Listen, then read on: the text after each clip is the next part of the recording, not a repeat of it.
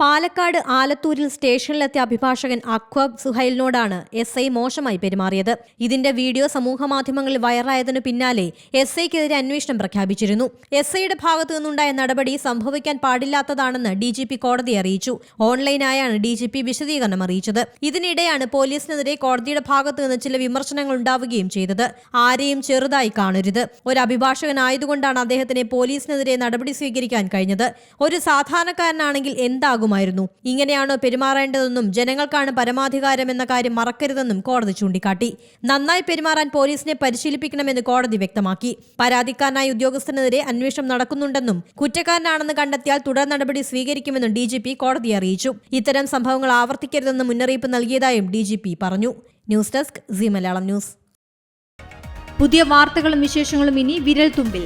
എല്ലാ ഡിജിറ്റൽ പ്ലാറ്റ്ഫോമുകളിലും ഇപ്പോൾ see Malayalam news ലഭ്യം.